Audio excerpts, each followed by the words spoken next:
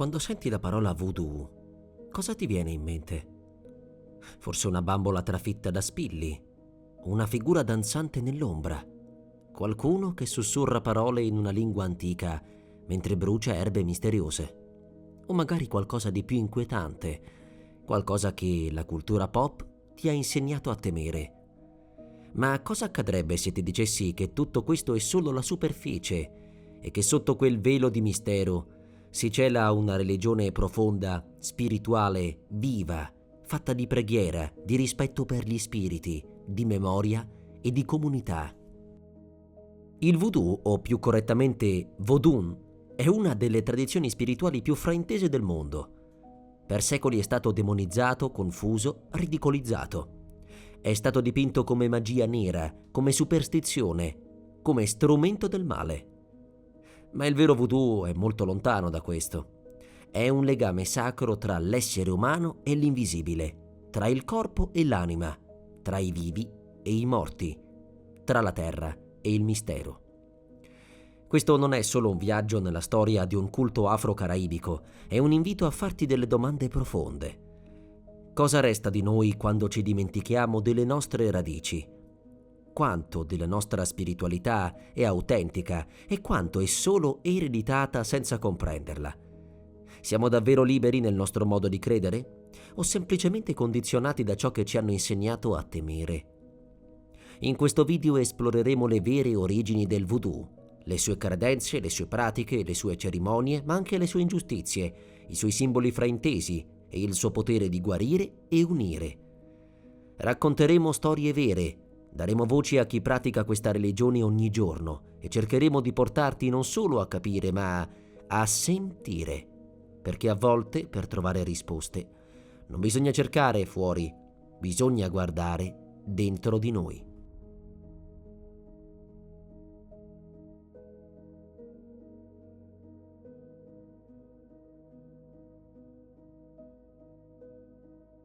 Prima che il voodoo diventasse ciò che oggi conosciamo nei Caraibi o a New Orleans, prima che fosse travisato, esorcizzato o messo all'indice, esisteva in Africa come un fiume sacro che scorreva dentro la vita quotidiana delle persone. Quel fiume si chiamava Vodun, una parola che in lingua Fon e Ewe significa spirito, forza, energia invisibile.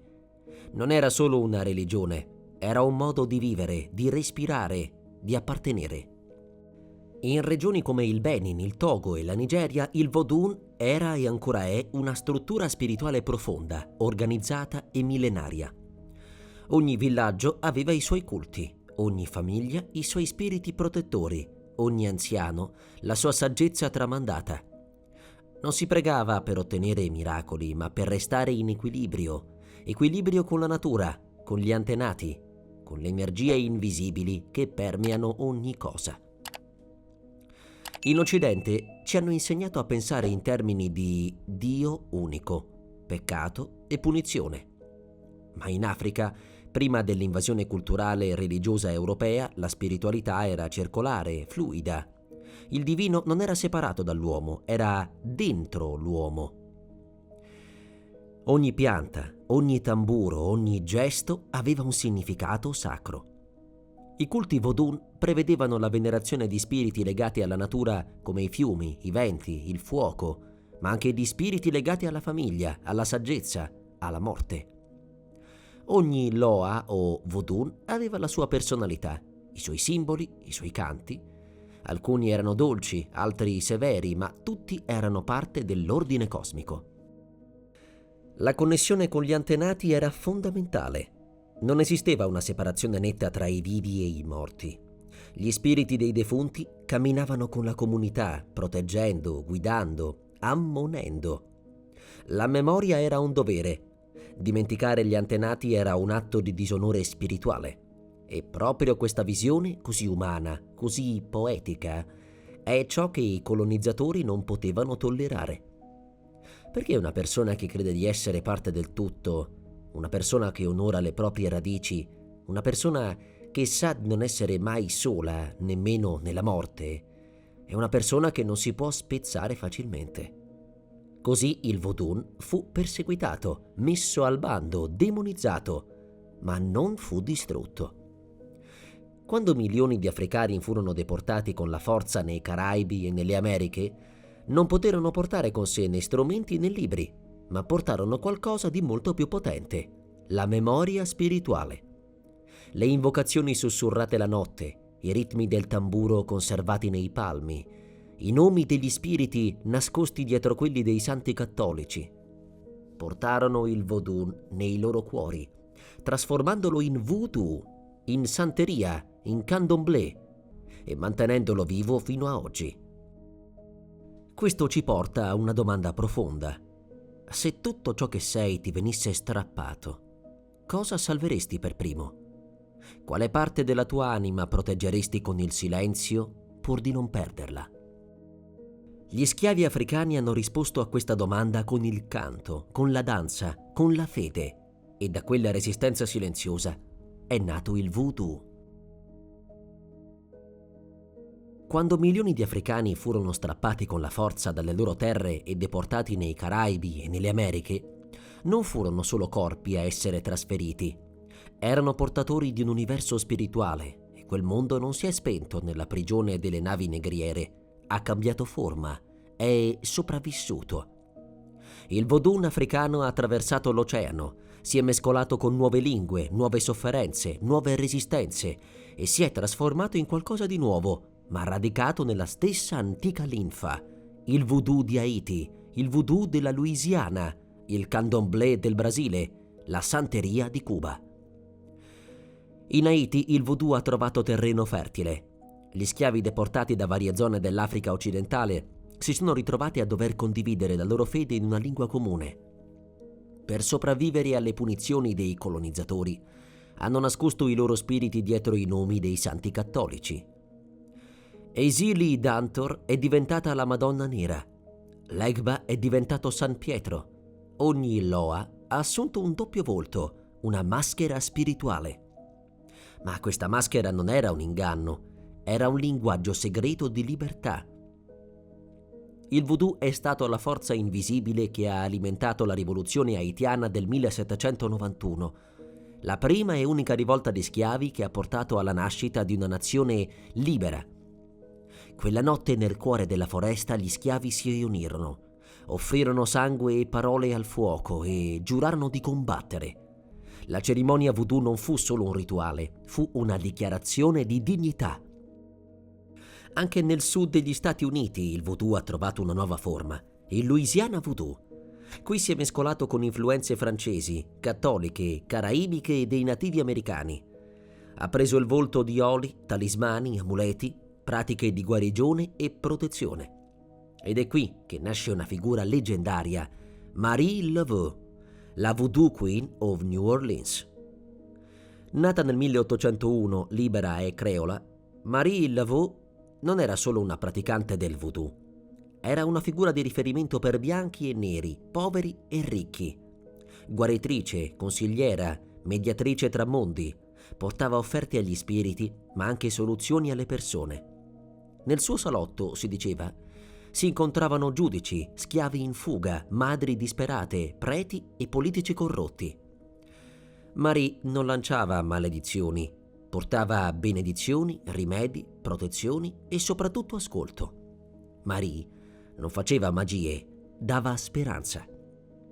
Secondo alcuni racconti, le sue cerimonie pubbliche a Congo Square attiravano centinaia di persone.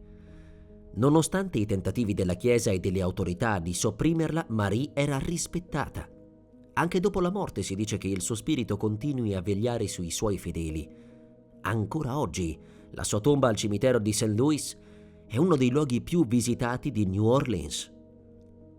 Il voodoo non è mai rimasto uguale. Come un fiume che cambia letto ma non origine, si è adattato ma non si è spezzato. Ha assorbito, reinterpretato, ma sempre nel rispetto dell'energia invisibile che lo anima, la forza del legame con l'invisibile. È anche grazie a questa capacità di trasformazione che il voodoo è sopravvissuto, ma con essa arriva una domanda difficile. Cosa abbiamo perso noi che viviamo in un mondo iperrazionale nel dimenticare che la spiritualità può anche parlare in forma di tamburo, di sogno, di antenato? Il voodoo ci ricorda che la fede non è un recinto, ma un ponte e che la spiritualità, quando è autentica, non divide, unisce, anche tra chi è vivo e chi non lo è più.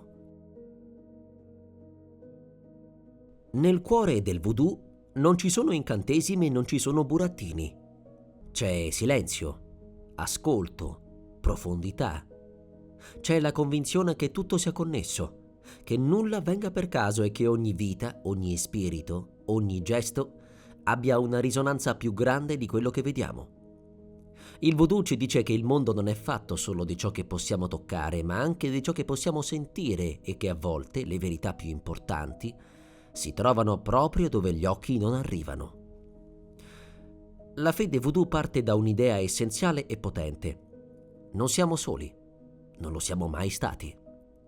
Esiste una forza creatrice suprema chiamata Bon Dieu, una parola che viene dal francese Bon Dieu, il buon Dio. Bon Dieu è tutto, è l'universo stesso, è l'energia primordiale che dà vita a ogni cosa. Ma non è un Dio personale che punisce o che premia, è troppo vasto, troppo puro, troppo lontano per essere invocato direttamente.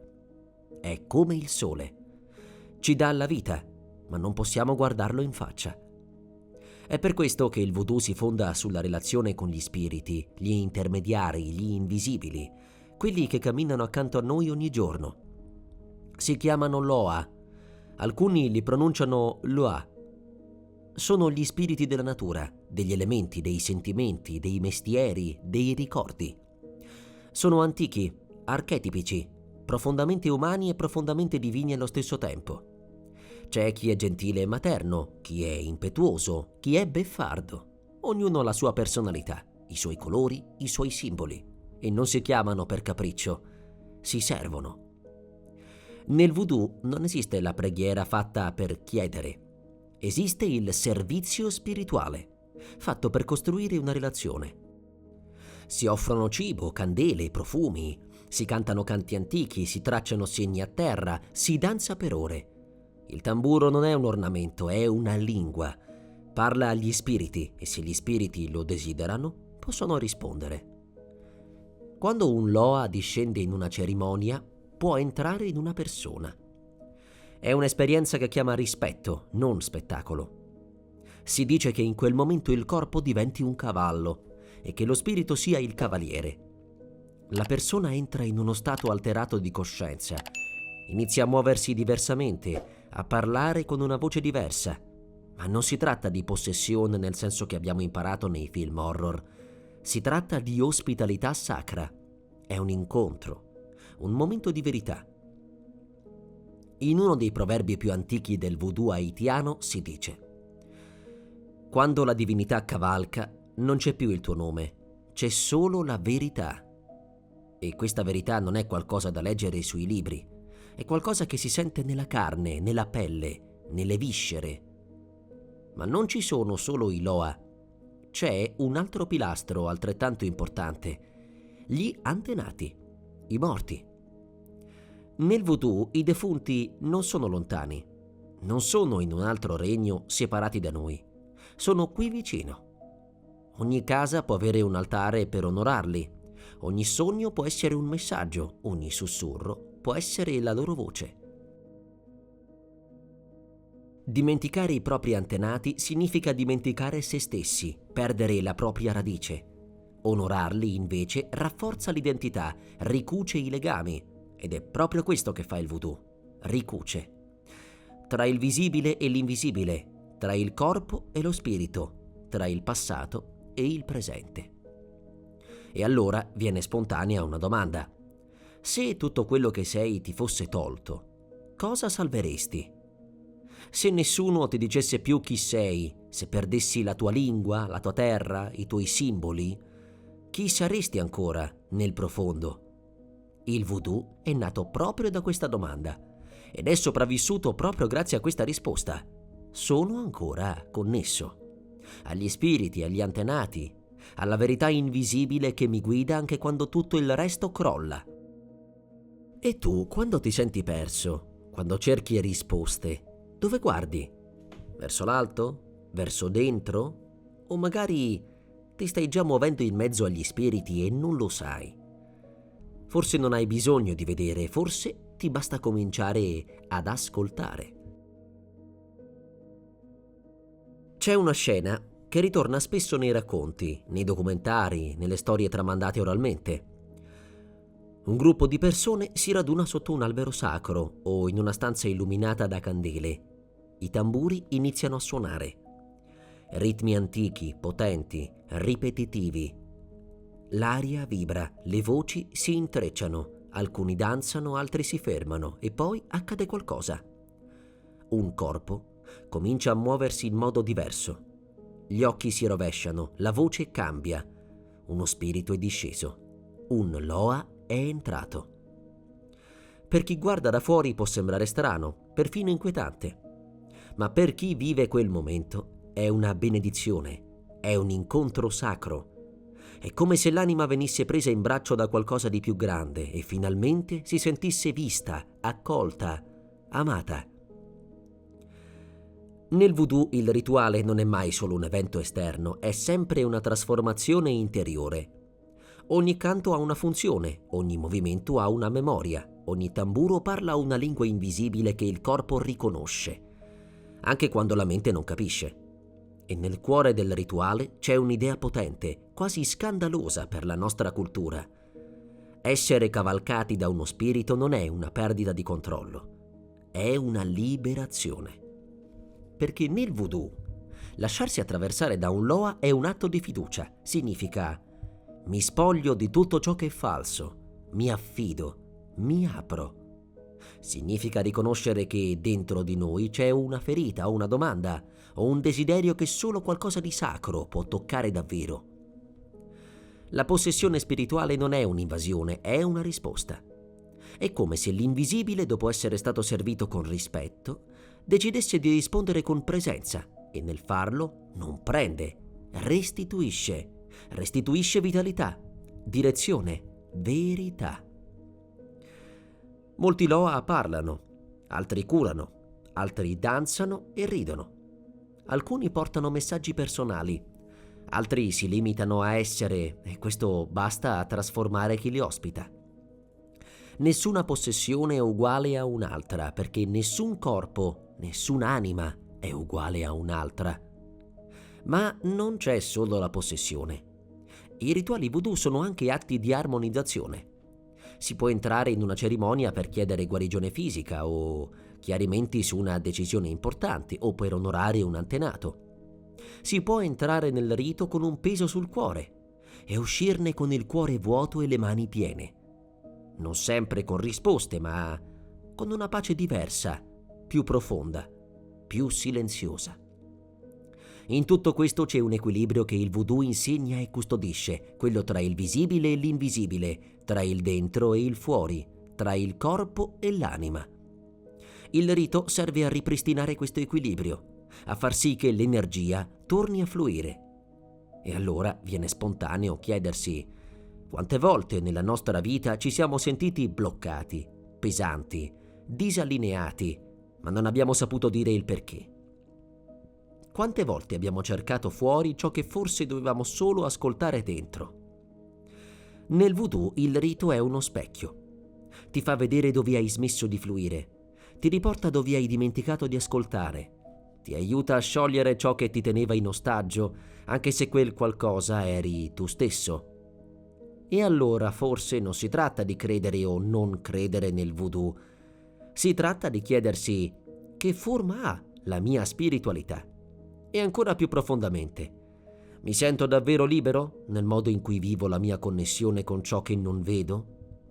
Perché la libertà spirituale non è l'assenza di regole, è la presenza di un senso, e il voodoo nei suoi tamburi, nei suoi silenzi, nelle sue danze, ha sempre parlato una lingua di libertà profonda, una libertà che comincia quando smetti di trattenere e inizi a lasciarti attraversare.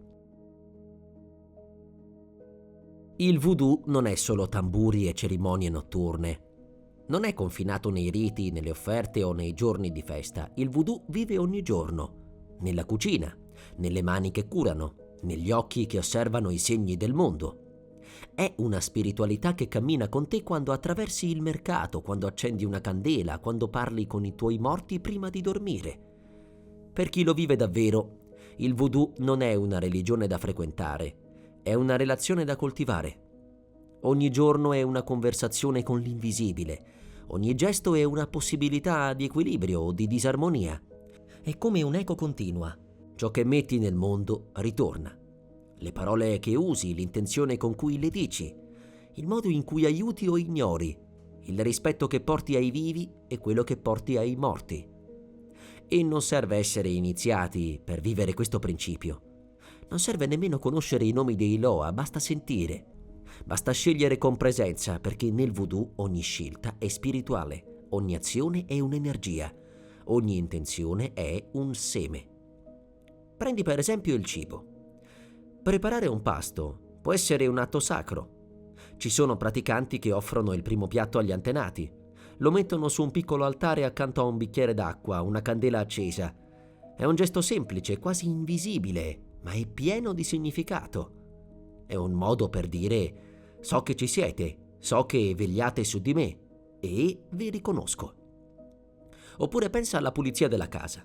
Non si tratta solo di ordine materiale. In molte tradizioni voodoo si purifica lo spazio con erbe, con acqua consacrata, con parole. Si rimuove l'energia stagnante, si apre lo spazio all'armonia. Perché un ambiente caotico può riflettere un'anima ferita e viceversa. Anche i sogni sono parte della vita spirituale quotidiana. Non vengono scartati o derisi. Sono osservati, annotati, ascoltati, perché spesso gli spiriti parlano proprio lì, nel sonno. Mandano immagini, messaggi, intuizioni. Il sogno è una soglia e chi impara ad attraversarla impara anche a vivere meglio da sveglio. Ma forse il modo più profondo in cui il voodoo vive nella quotidianità è nel modo in cui si tratta l'altro, il prossimo, il familiare, lo sconosciuto. La gentilezza non è un optional, è una scelta che genera conseguenze spirituali, così come la rabbia, la vendetta, la parola detta per ferire. Nel voodoo non esiste il concetto occidentale di peccato, ma esiste quello di disequilibrio. Se fai del male intenzionalmente, spezzi un'armonia e quell'energia si muove, agisce e ritorna, non come punizione, ma come conseguenza, come eco. Per questo un vero praticante non agisce d'impulso, osserva e valuta. Si chiede: sto creando equilibrio o sto distruggendo qualcosa? E poi agisce. Anche quando deve difendersi lo fa con misura, con rispetto per le forze coinvolte. C'è qualcosa di profondamente etico in tutto questo, un'etica sottile, non imposta dall'esterno, ma radicata nel sentire. Una spiritualità che ti chiede di assumerti la responsabilità di ciò che sei, non per paura, ma per amore. Perché in fondo il voodoo insegna questo, che la vita è relazione e che ogni relazione è sacra, con gli altri, con gli spiriti, con te stesso. Ti accorgi allora che anche tu forse vivi qualcosa di simile. Quando ti fermi un attimo prima di reagire, quando senti che una parola detta con rabbia pesa dentro, quando sogni qualcuno che non c'è più e ti svegli con la sensazione che sia ancora lì. Forse stai già vivendo, senza saperlo, una spiritualità che ti parla attraverso il quotidiano. Il voodoo non ti chiede di separarti dal mondo per essere spirituale, ti chiede di essere presente dentro il mondo, di fare spazio al sacro dentro il profano, di vedere il mistero nelle piccole cose. E allora la domanda cambia, non è più credo o non credo nel voodoo, ma diventa: in che modo sto già camminando con l'invisibile anche senza chiamarlo per nome?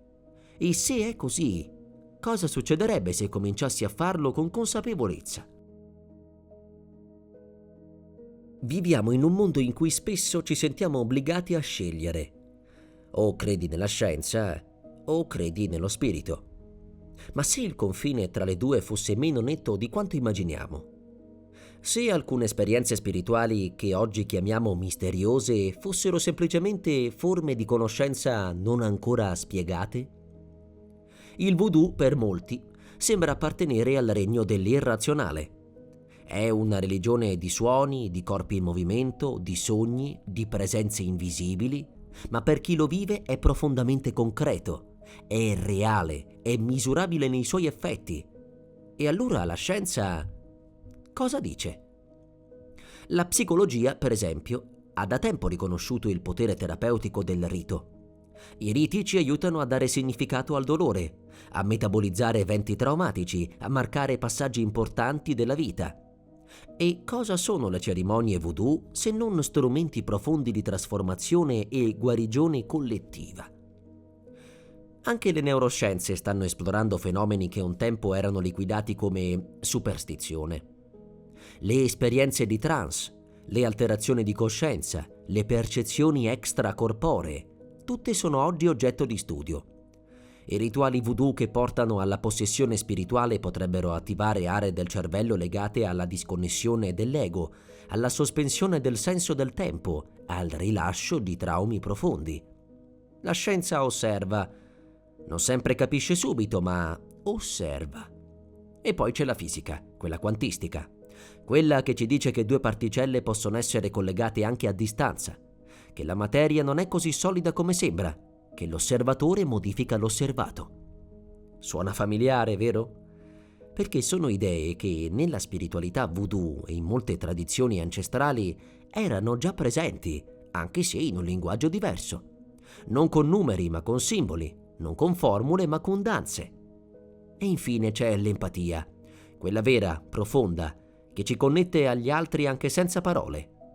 Quando entri in una cerimonia senti che qualcosa si muove dentro di te, che c'è una vibrazione condivisa, che non sei più separato.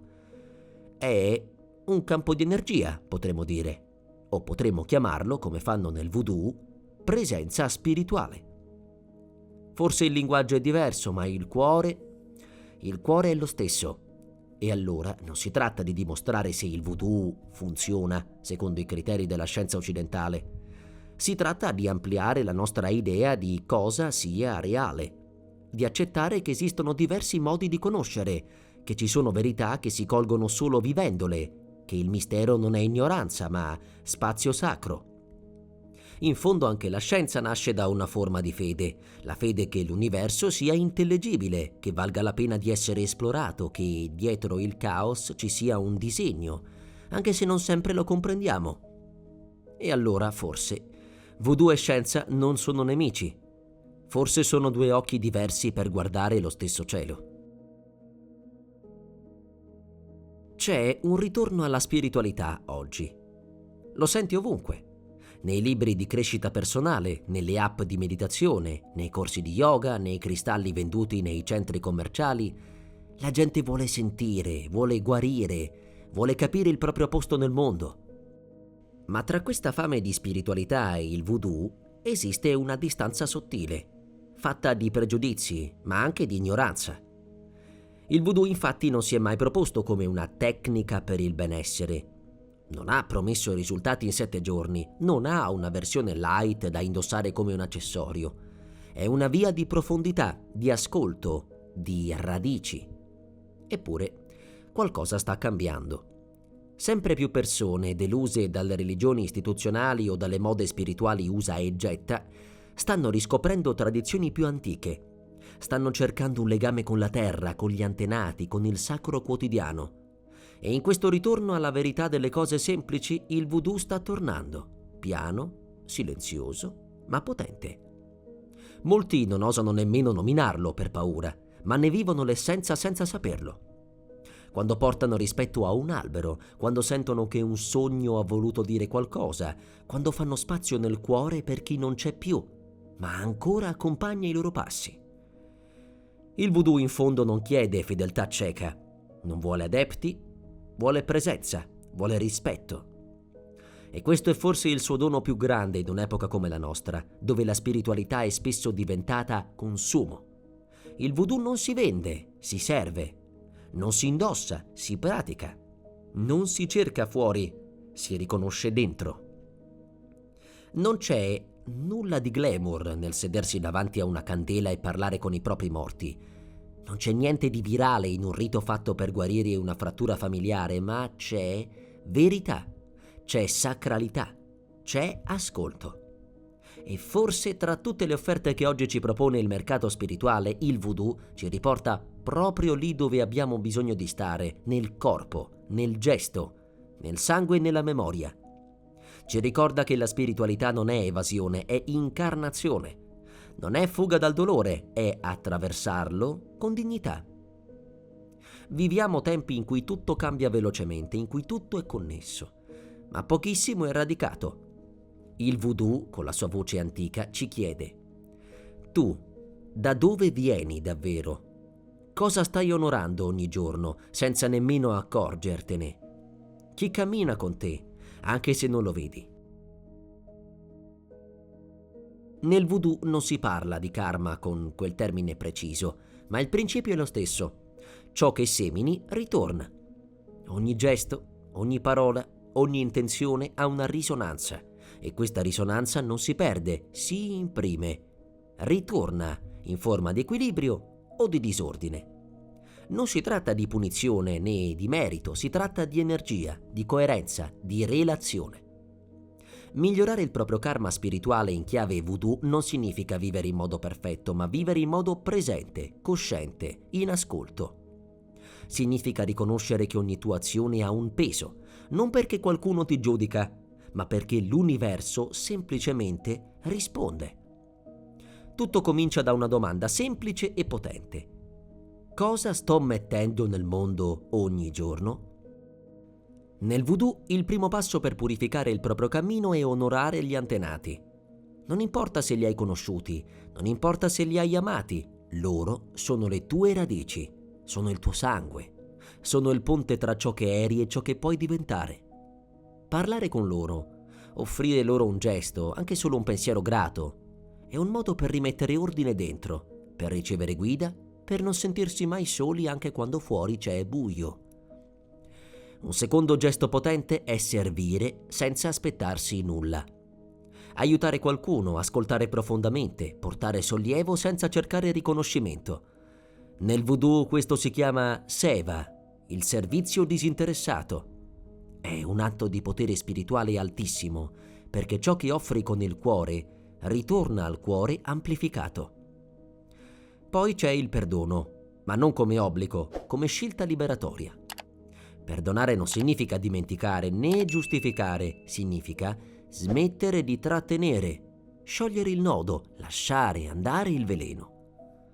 Nel voodoo si fanno rituali per tagliare i legami tossici, per liberarsi dall'ombra di ciò che fa male, ma il primo atto è sempre interiore.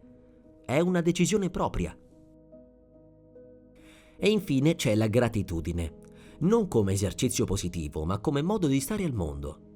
Essere grati per ciò che si ha anche quando è poco, perché ogni piccolo bene che ricevi è una benedizione e ogni benedizione riconosciuta si moltiplica. Non servono grandi cerimonie per trasformare il proprio cammino, basta accendere una candela con intenzione chiara, basta offrire un bicchiere d'acqua agli antenati, basta chiedere scusa a qualcuno o perdonare senza che l'altro lo sappia, basta ascoltare un sogno invece di ignorarlo. E allora il karma cambia. Non perché il mondo esterno si modifichi subito, ma perché tu inizi a risuonare diversamente, più pulito, più allineato, più connesso. Il voodoo non ti promette miracoli, ma ti offre strumenti. Ti dice: ogni giorno puoi scegliere se camminare nella luce o nell'ombra. E se ti perdi, puoi ricominciare sempre. Forse adesso ti trovi in un silenzio strano, un po' sospeso, come se qualcosa fosse stato risvegliato ma non ancora spiegato, e va bene così, perché il voodoo non è qui per essere capito. Non è venuto per farsi spiegare, è arrivato solo per farti ricordare qualcosa che in fondo avevi già dentro. Non c'è bisogno di una fede nuova, né di parole strane da pronunciare, né di tamburi se non sei pronto a sentirli. Basta fermarsi un momento e riconoscere che la tua vita ha sempre danzato intorno a un ritmo invisibile, qualcosa che non hai mai potuto afferrare, ma che ogni tanto ti tocca nel cuore, nella pelle, negli occhi lucidi quando nessuno ti guarda. Il voodoo ti parla da lì, non dalla paura, ma dalla presenza, dalla memoria, dall'umiltà di sapere che tutto è collegato. Ogni gesto che fai, ogni intenzione che coltivi, ogni persona che incontri, ogni silenzio che scegli. Non serve sapere i nomi degli spiriti, non serve aver letto libri antichi. Basta avere il coraggio di riconoscere che anche tu, nel tuo modo unico, cammini con gli invisibili. Magari li chiami in un altro modo, magari non li chiami affatto, ma se ogni tanto senti un brivido quando pensi a chi non c'è più, se a volte sogni volti che non hai mai visto ma sembrano familiari, se ti sei mai sentito protetto senza sapere da chi, allora tu sai già. Senza saperlo, tu sai già. E forse, se sei arrivato fin qui, qualcosa ha cominciato a parlarti. Forse non con parole, ma con la sensazione che questo viaggio non è finito qui, che ti porti via qualcosa che non puoi descrivere ma senti, e che da adesso, anche se niente cambierà fuori, qualcosa dentro si è spostato.